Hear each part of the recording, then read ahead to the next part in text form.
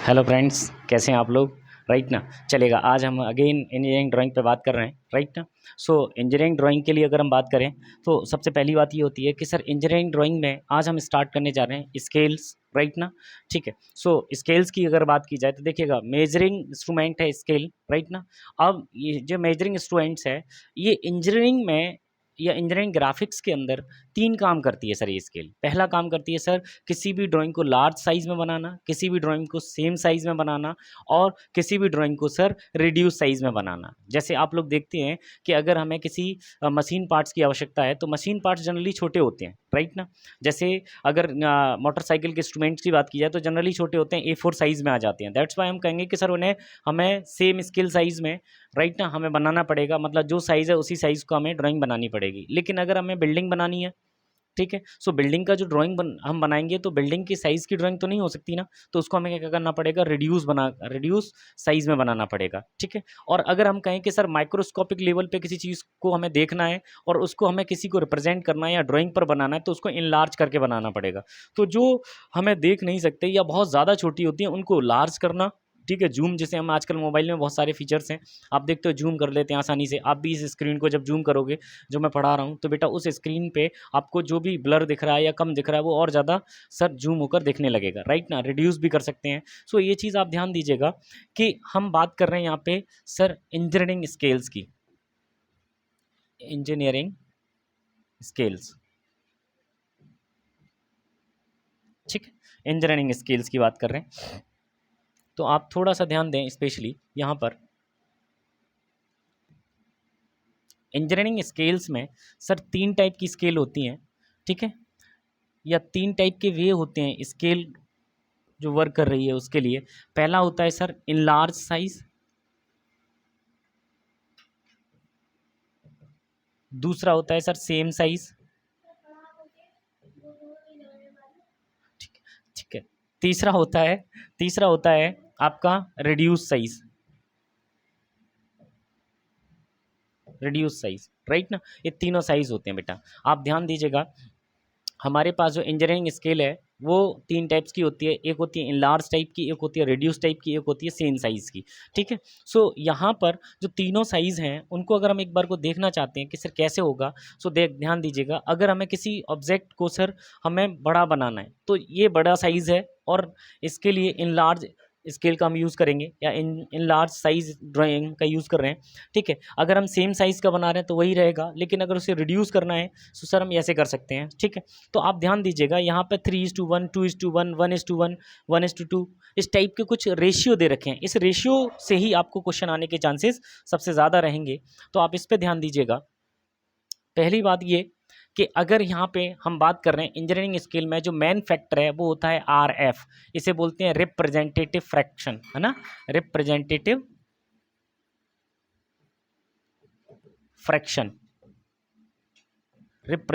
Fraction, right ना, RF। ये बेटा बहुत ही इंपॉर्टेंट है। RF बेसिकली होता क्या है, RF होता है सर मैप लेंथ और एक्चुअल लेंथ का ratio. Map length upon actual length, map length और एक्चुअल लेंथ का रेशियो क्या होता है, RF होता है। तो आप ध्यान दीजिएगा यहाँ पे मैप लेंथ की यूनिट और एक्चुअल लेंथ की यूनिट सेम होगी, तो इस केस में ये कैसी क्वांटिटी है, सो यूनिट लेस क्वांटिटी है RF। राइट ना, इसकी कोई यूनिट नहीं होती।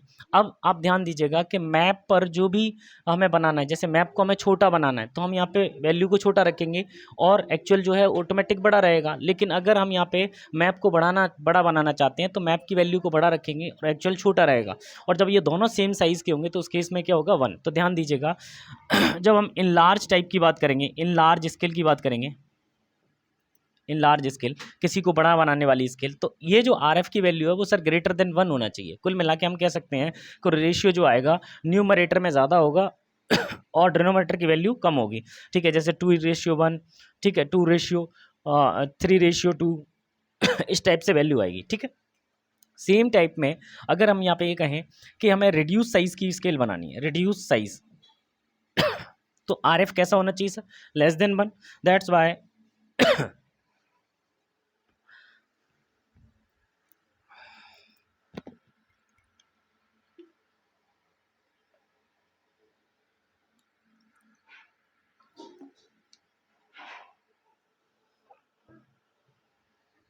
चलेगा।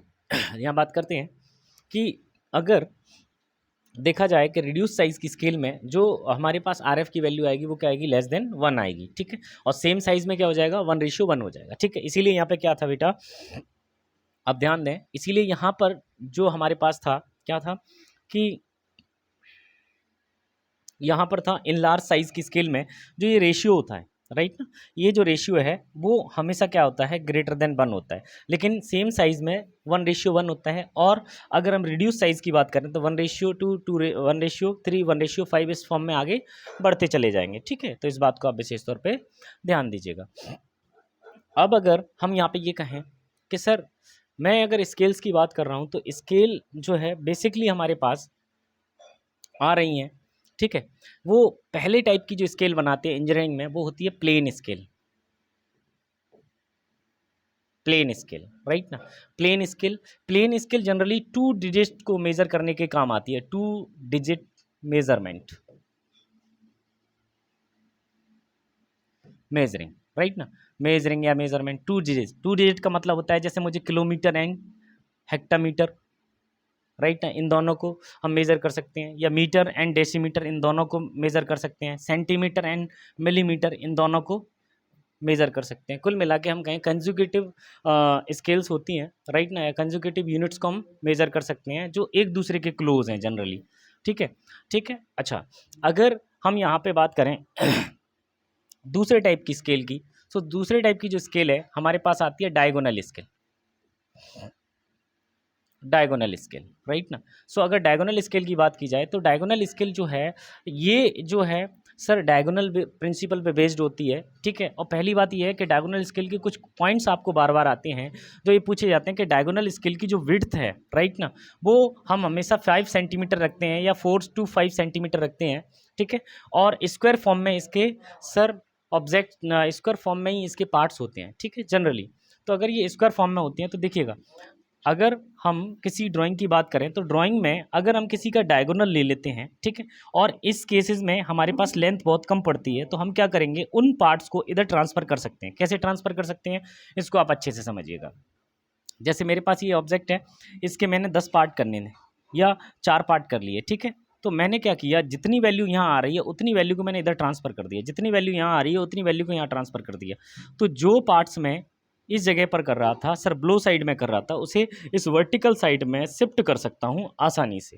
दैट्स वाई हम क्या करते हैं, डायगोनल स्केल का यूज़ करते हैं। तो यहाँ से कंपटीशन के अंदर सिर्फ 2 ही क्वेश्चन आने के चांसेस रहते हैं। पहला है कि सर डायगोनल स्केल का जो विड्थ है वो कितना रखा जाता है, वो जनरली 4 to 5 सेंटीमीटर रखा जाता है, और इसके जो पार्ट्स होते हैं उनको स्क्वायर फॉर्म में ही रखने की कोशिश की जाती है, ठीक है। दूसरा क्वेश्चन आता है कि सर इस स्केल से हम 3 डिजिट्स को सर मेजर कर सकते हैं। 3 डिजिट्स मेजरमेंट का मतलब होता है कि कंसेक्यूटिव 3 यूनिट्स। जैसे मैं चाहता हूं कि sir metre, decimetre, right no, और सेंटीमीटर तीनों मेजर किए जा सकें इससे, ठीक है। तो इससे हम तीनों यूनिट एक साथ मेजर कर सकते हैं किसी भी मेजरमेंट में, मीटर, डेसीमीटर, सेंटीमीटर, या हम कहें किलोमीटर, हेक्टामीटर और आपका डेकामीटर, तीनों को जो कंसेक्यूटिव यूनिट्स होती हैं उनको हम आसानी से मेजर कर सकते हैं। अब ये बात आपको अच्छे से क्लियर होना चाहिए कि हमारे पास जो यूनिट्स होती हैं, ठीक है, उनको मैं रामबाड़ फार्मूला बताने जा रहा हूँ आपको।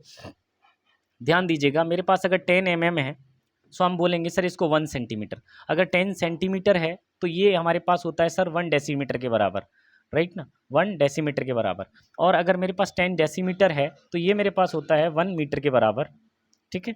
और अगर मेरे पास 10 मीटर है तो ये होता है 1 डेकामीटर के बराबर, डेकामीटर, ध्यान रखिएगा, डेकामीटर के बराबर। और अगर 10 डेकामीटर है मेरे पास, ठीक है, ये डेकामीटर को कैपिटल डी से डिनोट करते हैं, DM, ठीक है। डेसीमीटर को स्मॉल डी से डिनोट करते हैं, ठीक है। सो 10 डेकामीटर जो होता है 1 हेक्टामीटर के बराबर होता है बेटा, ठीक है। और 10 हेक्टामीटर जो होता है, राइट ना, 10 हेक्टामीटर जो होता है वो 1 किलोमीटर के बराबर होता है। इस बात को आप विशेष तौर पे ध्यान रखिएगा, ठीक है। अब अगर मैं चाहता हूं कि सर इन सब में एक रिलेशन मुझे मिल जाए, तो देखिएगा रामबाड़ फार्मूला ये है, आपको क्वेश्चन आएगा, ठीक है, RF कैलकुलेट करने के लिए आ सकता है, ठीक है। तो उसके लिए आपको इसी को अप्लाई करने की कोशिश करनी है। जैसे 1 किलोमीटर में 10 हेक्टामीटर होती हैं, ठीक है। 10 हेक्टामीटर में कितना होता है सर, और 10 डेकामीटर होता है। दैट्स वाई 1 किलोमीटर में कितने डेकामीटर हो जाएगा, 10 to the power 2, 100 डेकामीटर, ठीक है। और अगर मैं बात करूं कि मीटर कितने होते हैं, तो 1 किलोमीटर में 10⁻³ 1000 मीटर होते हैं। अगर हम बात करें कि सर कितने डेसीमीटर होते हैं, तो 10⁴ डेसीमीटर होते हैं, और 10⁵ सेंटीमीटर हो जाएंगे, और 10⁶ मिलीमीटर हो जाएंगे। ये क्लियर है सबकी को? ठीक है। सो बस इसी का हमें यूटिलाइज़ करना है, बार बार यूटिलाइज़ करना है, और आपको कई क्वेश्चंस आएंगे जो आपसे पूछेगा कि मुझे आरएफ कैलकुलेट करना है। जैसे सपोज कीजिएगा ग्वालियर टू झांसी की डिस्टेंस जो है, राइट ना, ग्वालियर टू झांसी, ठीक, इसकी जो डिस्टेंस है सर 100 किलोमीटर है, ओके। और मैं जो रिप्रेजेंट कर रहा हूँ वो sir 10 kilometre is equal to 1 centimetre से रिप्रेजेंट कर रहा हूँ, 1 सेंटीमीटर से, ठीक है। तो आपको आर एफ कैलकुलेट करना है। सो अगर आर एफ कैलकुलेट करना है यहाँ पे, तो ध्यान दीजिएगा 1 सेंटीमीटर 10 किलोमीटर के बराबर है। दैट्स वाई आर एफ यहाँ पे अगर मैं निकालूंगा तो लेंथ यहाँ पर मैप लेंथ कितनी है 1 सेंटीमीटर, ओके 1 सेंटीमीटर। लेकिन यहाँ पर एक्चुअल लेंथ कितनी है 10 किलोमीटर। सो इस 10 किलोमीटर को अगर मुझे सेंटीमीटर में कन्वर्ट करना है, तो ध्यान दीजिएगा किलोमीटर को सेंटीमीटर में लिखने के लिए मुझे 10⁵ लिखना पड़ेगा, है ना। दैट्स वाई मैं यहाँ पे लिख सकता हूँ 10⁵ सेंटीमीटर। सेंटीमीटर से सेंटीमीटर कट कर दो, इसका जो आर एफ आ गया वो आ गया 10⁶ आ गया 1/10⁶। क्लियर? ठीक है। इस टाइप से हम आंसर आसानी से निकाल सकते हैं। ठीक है। थर्ड टाइप की जो स्केल हमारे पास आती है, ठीक है, वो आती है कंपैरेटिव स्केल।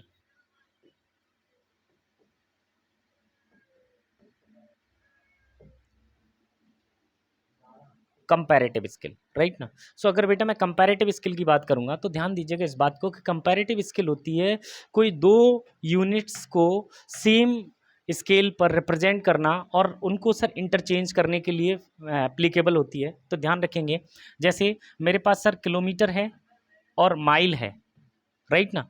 अब इन दोनों की स्केल को सर सेम आरएफ पर मैंने क्या किया, सेम आरएफ पर बनाया हुआ है। तो क्वेश्चन यहाँ से आता है कि जो कंपैरेटिव स्केल में स्केल्स होती हैं, चाहे वो एक हो या दो हो, राइट ना, तो उनकी जो यूनिट्स होंगी वो अलग अलग होंगी, लेकिन इनका आरएफ रिप्रेजेंटेटिव फैक्टर कितना होगा बेटा, सेम होगा। इसको ध्यान रखिएगा विशेष तौर पे।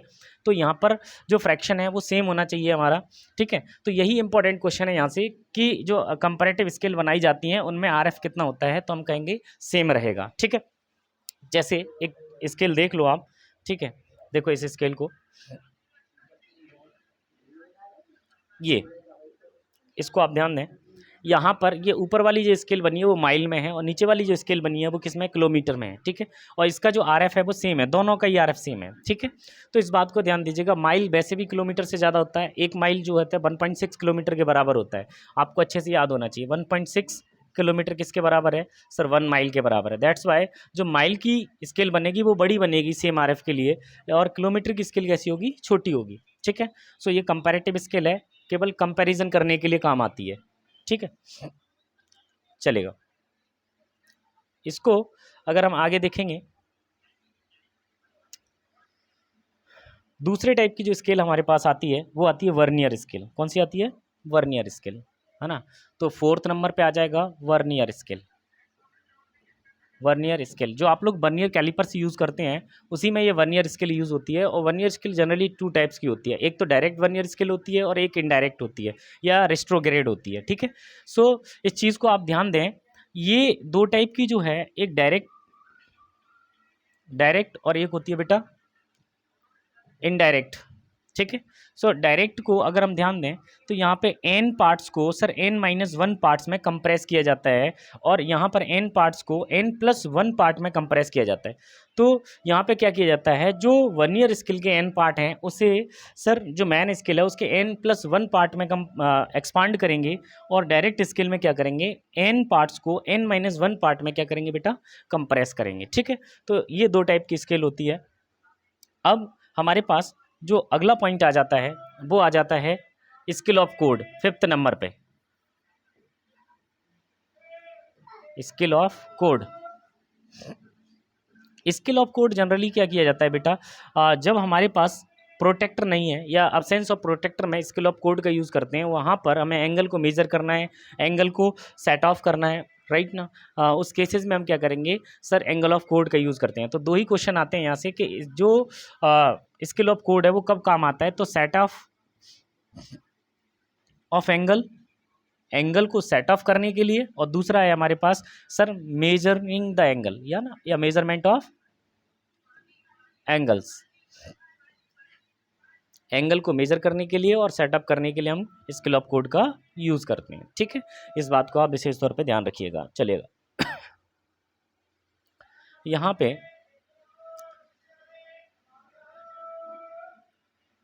हम कुछ क्वेश्चंस देख लेते हैं, बहुत आसान क्वेश्चंस हैं, ठीक है। सबसे पहली बात, दिख रहे हैं क्लियर, ठीक है, चलेगा बेटा।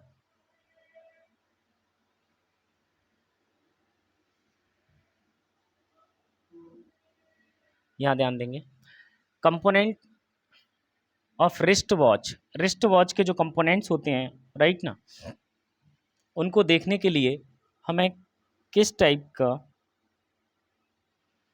देखिएगा यहाँ पे जो रिस्ट वॉच है, हाथ की घड़ी, राइट ना, उसके कंपोनेंट्स को देखने के लिए, कलर क्यों नहीं आ रहा,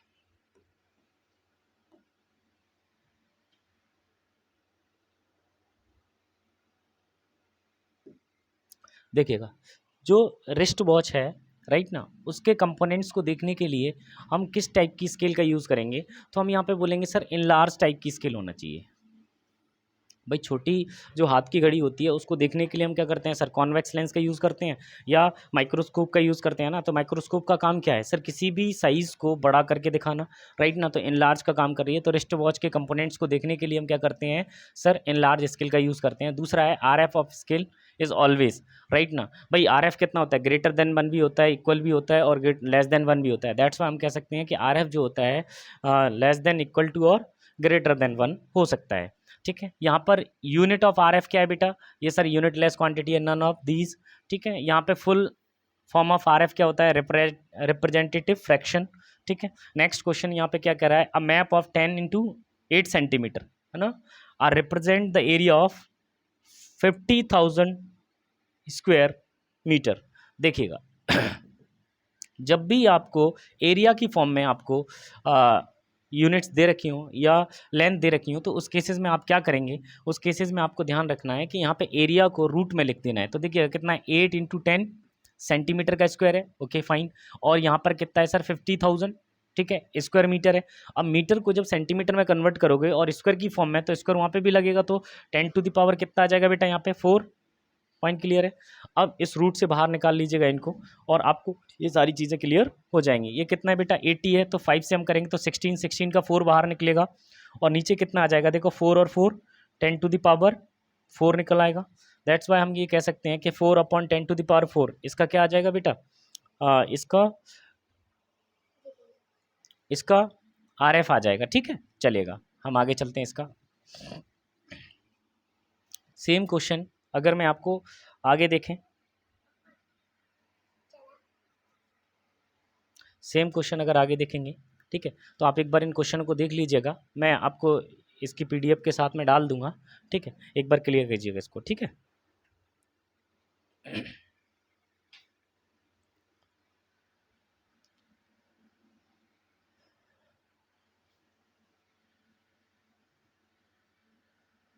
चलेगा, हम नेक्स्ट बात करते हैं कॉनिक सेक्शन की।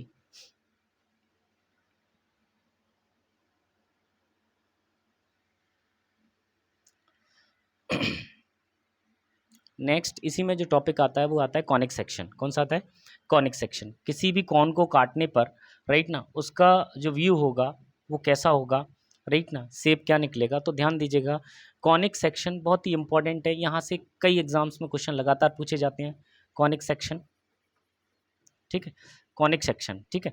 तो इस बात को आप विशेष तौर पर ध्यान रखेंगे कि ये कौन है, ठीक है, इस पॉइंट को हम अपेक्स बोलते हैं, ठीक है। और ये जो होता है टोटल, ये अपेक्स एंगल होता है पूरा, राइट ना, क्या होता है बेटा, अपेक्स एंगल। तो अपेक्स एंगल यहाँ से कितना हो जाएगा, 2α, अगर हाफ का एंगल कितना है, अल्फा है, ठीक है। और ये जो साइड वाला पोर्शन होता है इसे हम बोलते हैं जनरेटर, राइट ना। सरफेस ऑफ या इंक्लाइन सरफेस क्या होती है, जनरेटर होती है बेटा, ठीक है, जनरेटर। और ये क्या है बेटा, बेस है। तो बेस सर्कुलर होता है, अपेक्स पॉइंट होती है, जनरेटर इंक्लाइंड होता है, ठीक है। और अपेक्स एंगल 2α यहाँ पर हम लेके चलते हैं, ठीक है। तो आप ध्यान दीजिएगा कि अगर मुझे ऐसा दिया हो कि किसी भी कॉन को सर बेस के पैरेलल सेक्शन प्लेन द्वारा कट किया जाता है, तो उस केस में जो हमें सेक्शन मिलेगा वो कैसा दिखेगा सर? सर्कल की फॉर्म में होगा। कैसा फॉर्म में होगा? सर्कल की फॉर्म में। तो पहला जो कॉनिक सेक्शन है वो है आपका सर्कल, राइट।